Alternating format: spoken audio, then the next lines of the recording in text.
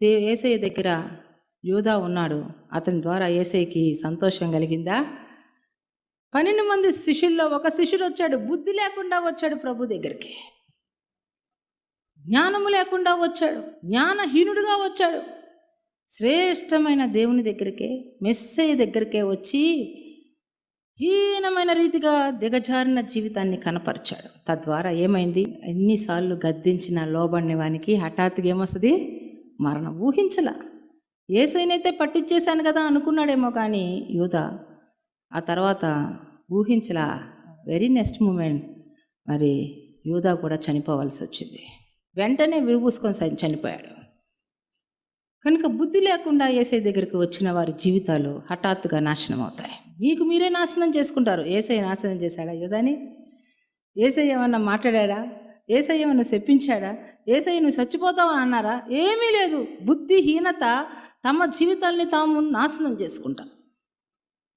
ఎందుకంటే బుద్ధిహీనుడికి మూర్ఖపు లక్షణం ఉంటుంది. మాటను తిరస్కరిస్తాడు. ఒక మాట చెప్పినప్పుడు వింటున్నట్టే ఉంటాడు, కానీ తన లోపల ఉన్న స్వభావం విననివ్వడు. లోపల ఉన్నటువంటి ఆ స్వభావము చాలా భయంకరంగా ఉంటుంది. కనుక వాక్యం విని దాని ప్రకారం జీవించడానికి భయపడి జీవించాలి. ఎందుకంటే మీరు ఇష్టానుసారంగా జీవిస్తే ఎవ్వరికి నష్టము లేదు. మీ ఇష్టం వచ్చినట్టు మీ జీవితాలను ఏర్పాటు చేసుకుంటే ఎవ్వరు ఇక్కడ కృంగిపోయే వాళ్ళు లేనేలేరు. కానీ మీ జీవితాన్ని బట్టి మీరేమి మెడకి ఊరి బిగించుకుంటారు. మీ జీవిత విధానాన్ని బట్టి మీకు మీరే మీ గుంటలను త్రవ్వుకుంటారు. చూడండి, యూదా జీవితం ఎట్టయింది. తను అటువంటి మరణించాలనేది ఉద్దేశం కాదు. యేసయ్య ఉద్దేశం ఏంటంటే మనుషులను బట్టే జాలరవ్వాలి. యూదా ఏమవ్వాలి? మనుషులను బట్టే జాలరవ్వాలి. ఏమైపోయాడో? కనిపించకుండా పోయాడు. బుద్ధి లేకపోవడం వల్ల, వేటిని కోరుకోవాలా వేటిని కోరుకోకూడదు అని తెలియకపోవడం వల్ల. ఏలియా గారి దగ్గర ఎలీషా గారు ఉన్నారు. ఈ విధంగా ఏలియా గారి దగ్గర ఎలీషా ఉంటే 2 ఆత్మను పొందుకున్నారు. ఏలియా గారికి చేతులకి నీళ్లు పోస్తూ శ్రద్ధ వహించి ఒక దైవజండు కింద ఉన్నాడు. గొప్ప వ్యక్తి ఎలీషా గారు. 12 ఎకరాల భూమి ఉంది, దున్నుతున్నాడు, పండించగలడు, శక్తివంతుడు, చురుకైన వ్యక్తి, కష్టపడే తత్వము కలిగిన వ్యక్తి. ఎక్కడన్నా బ్రతికిపోతాడు. పరిచర్ను అడ్డు పెట్టుకోవాల్సిన అవసరం లేదు. కానీ ఏలియా గారు పిలిచినప్పుడు దేవునికి నువ్వు అవసరమైనది ఎలీషా. వెంటనే సమస్తాన్ని విడిచిపెట్టాడు. తను ఒక సాధువుగా, ఒక తగ్గింపు గుణము కలిగి, ఒక దాసుని రూపము ధరించి మౌనముగా వచ్చి ఏలియా గారి దగ్గర నమ్మకంగా చేశాడు. శ్రద్ధ వహించి చేశారు. నిజానికి ఒక దైవజనుల దగ్గర పనిలో ఉండడం అంటే అది మామూలు విషయం కాదు. వాళ్ళు ఎప్పుడు కూడా పరిచర్య నిమిత్తము వారు ముందుకు సాగుతూ ఉంటారు. దేవుని ఆత్మచేత నడిపించబడుతూ ఉంటారు. వారు దేవుని పరిచర్యలో చాలా సుదీర్ఘంగా శ్రమ పడుతూ ఉంటారు. వాళ్ళని శ్రద్ధగా అన్ని విషయాల్లో గమనించుకుంటూ వారికి ఎక్కడ టెన్షన్ లేకుండా నెమ్మది కలిగి ప్రశాంతతనిస్తే చాలు. వీళ్ళు ఇంకంతకంటే ఏమేమనక్కర్లా. కనుక ఎలీషా గారు నమ్మకంగా చూడండి, భోజనానికి కూర్చొని ఉంటారు. అక్కడ చేతులు కట్టుకొని నిలబడి ఉంటారు ఎలీషా గారు.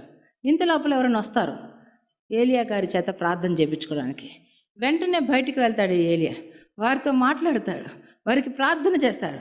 కానీ ఎలీషా మాత్రం మౌనముగా దైవజనుడు వచ్చేంతవరకు మళ్ళీ అక్కడ నిలబడి ఉండాలి, కాచుకొని ఉండాలా, శ్రద్ధ వహిస్తూ కాచుకొని ఉండాలా. పరిచారకుడి యొక్క పని ఏమిటంటే ఏ పనులు పెడితే ఆ పనిలో కాచుకొని ఉండాలా, అంత శ్రద్ధ కలిగి ఉండాలా. పని ఉండొచ్చు, ఉండకపోవచ్చు, శ్రద్ధ కలిగి ఉండాలా, డెడికేషన్ ఉండాలా. చూడండి, మోషే పర్వతం మీదకి వెళ్ళి ప్రార్థన చేస్తుంటే యెహోషువ శ్రద్ధ కలిగి తనకిచ్చినటువంటి బాధ్యతలో మోషే దగ్గర పరిచారకుడుగా సమస్త పనులు చేసి పెట్టే వ్యక్తిగా ఉన్నాడు. కాబట్టి ఆ యెహోషువ కనిపెట్టుకొని ఉన్నాడు. ఈరోజు మీ జీవితాల్లో కూడా దైవజనుల్ని కనిపెట్టుకునే జీవితం, ఆ పరిచర్య చేసే విషయంలో ఒక డెడికేషన్ కలిగి జీవించడం.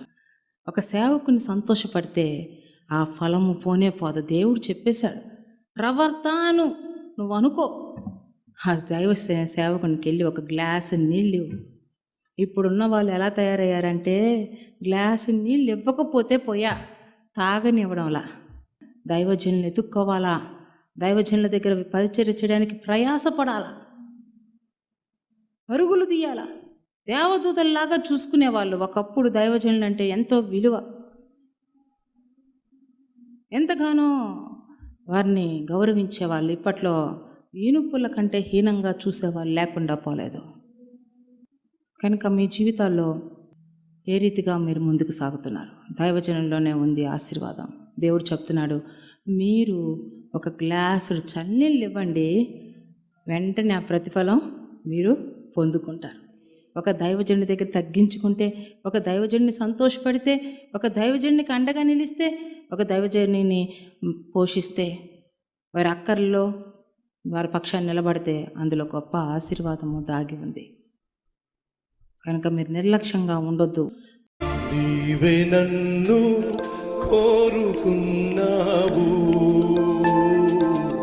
నీవే నన్ను చేరుకున్నావు.